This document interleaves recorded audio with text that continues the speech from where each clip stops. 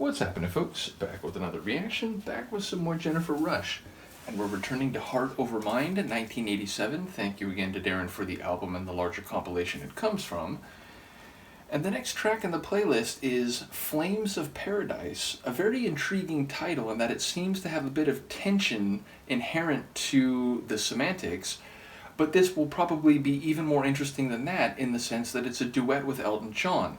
Now, people may know I've done a couple reactions to Elton John recently, and even before those, I had a sense of his musical significance and prolific output, his legacy within the world of music, but I'm only just beginning to get a sense of that directly, and I've heard his voice on a couple tracks, very enjoyable, but I still haven't heard perhaps the larger sample size or body of work in that particular realm. So yes, I am just beginning to step into the pool of Elton John's material, but it is only over the coming weeks and months that I will get a greater understanding of his output.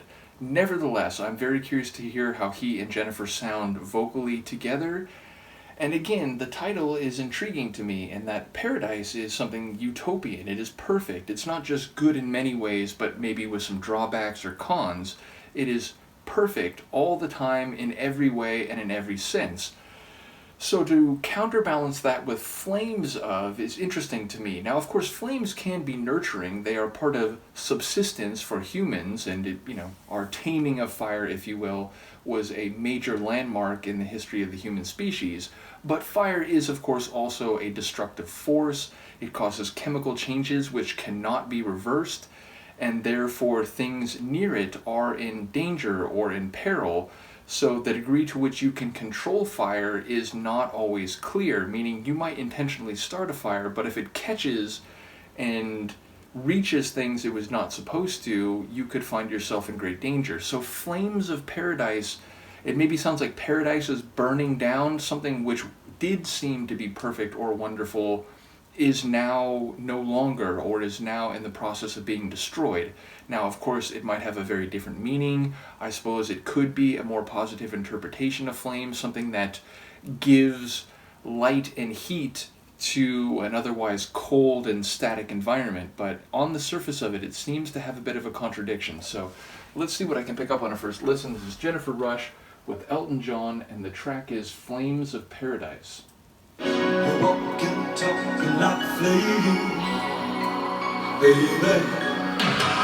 You're walking, talking like flames, baby. You're walking, talking like flames. You're walking, talking, baby. Ooh, you're walking, talking like flames. You're walking, talking, baby. Never knew of my heart would be facing. I've been blind saying goodbye to you, baby, too, baby, you, baby. Close my eyes at night, I can taste it. I'm right back in the fire where I once had you, baby, ooh, baby. You said don't ever leave me, but I say that's something I won't do. I want you back in my arms, in the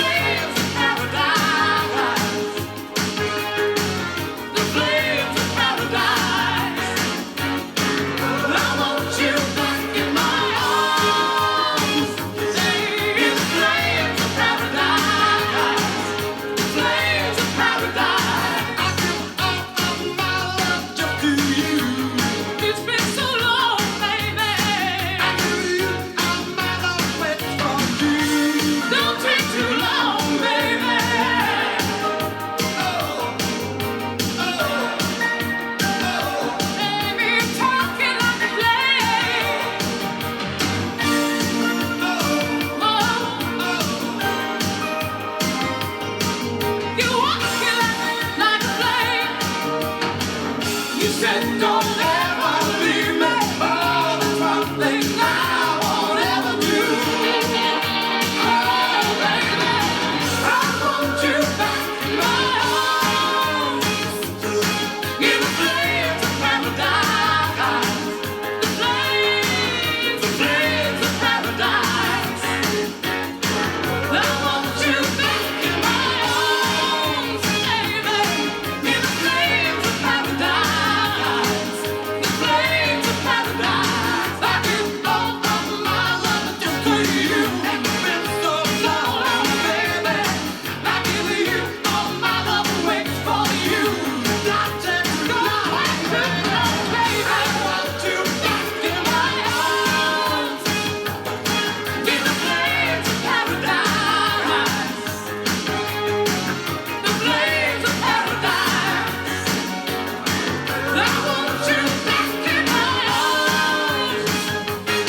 In the flames of paradise. Flames of paradise.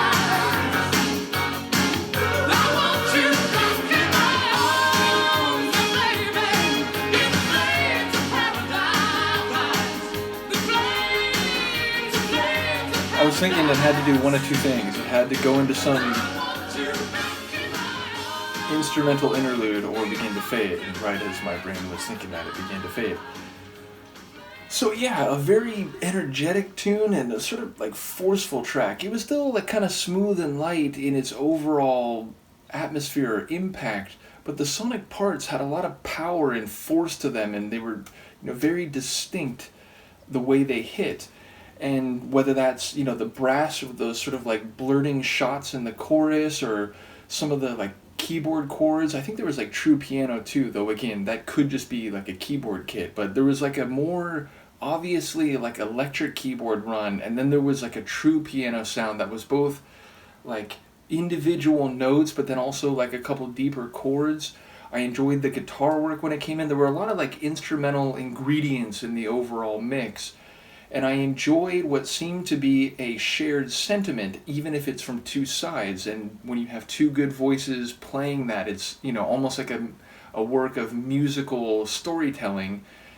And yeah, so it sounds like they used to be in each other's arms. They used to have the flame of love and of paradise. But then they went their separate ways, and they both try to convince themselves that, I'm better off. Like, this is better off. And he's apparently very confidently saying to some of his friends, like, oh yeah, like I'm definitely better now. It's like, it wasn't good before, I'm free now, I'm good now. Totally, you should believe me when I tell you that. And she's saying a bit more internally, like, I'm in my own head, I'm imagining that I'm better off. Like, I keep trying to convince myself, and, my heart is trying to convince me that I'm better than I was before with you. But I know that's not true now. I want to be back in your arms. And then there's lines where they're singing the same sentiment at the same time. So it's like they've both turned back around to each other and are rushing back to the flames of paradise, which does seem to be a positive phrase in the song. Although I suppose, like, implicitly you can say that maybe paradise did burn down a little bit, but they want to rush back to it and, maybe tend that fire, keep the flame burning. So I think you could maybe see it on both sides, but generally I think it's a more positive understanding of the term. But yeah, I enjoyed his voice. It has a soulfulness to it. Speaking of which, I enjoyed in the chorus, there were like these backing, almost like gospel style vocals, sort of like soulful gospel backing vocals. So I don't know if those were other female singers. It did sound female, but that sort of added to the culmination that was the chorus, which had a lot of energy. So yeah, it's a tune that does sound very 80s, but people who know me should know that's in no way an insult, and it's merely just sort of a sonic characterization. There's some keyboard work there, some of the like horn work.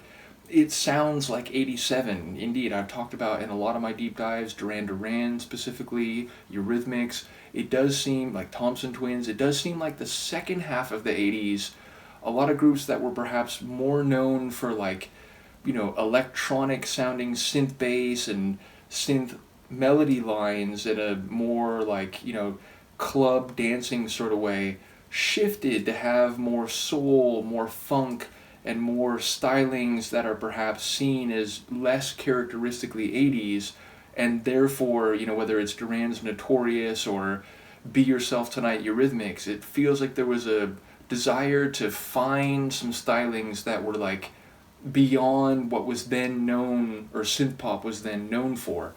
So I feel like there's a bit of that in this tune, again, whether it's the gospel backing vocals or just a bit of the like funky brass sound in the chorus. It definitely sounds, more or less electronic dance floor than some of the other stuff from Jennifer that I've listened to already, where I was like, oh, it's very characteristically 80s here. But yeah, a lot of energy, and as I said, a lot of oomph to the production/percussion, even if it's not a tune that I would say is harsh or, intense in any way. It just has some energy to it that's very forceful. So yeah, as I said, I enjoyed both of their voices. Just because in general, and maybe it's hard to even make this generalization anymore, because I've just heard so many good voices and I deep dive through so many artists and bands, but for a long time I would basically say, like, I like voices both male and female, but a really good female voice, it just kind of hits my ears a little bit better than a really good male voice. And maybe for that reason, in part, I'll say that, like, Jennifer wins in terms of which vocals stood out to be more. There were just a couple moments where she just has that rich, like, it doesn't even feel like she's pushing. Indeed, Darren was commenting that, some people have to, like, really try to climb and strive to get to these higher notes or these bigger belts, whereas it feels like she's just, sort of like on cruise control. She's hitting those intense and powerful moments without really trying to strain. And it felt like that here. It felt like there were some moments where she was really singing forcefully and very charismatically, but she didn't sound like she was at the edge of her range or anything like that. So I think that came across in this one again. Thank you again to Darren. Do let me know what you think, and I will see you next time. Peace.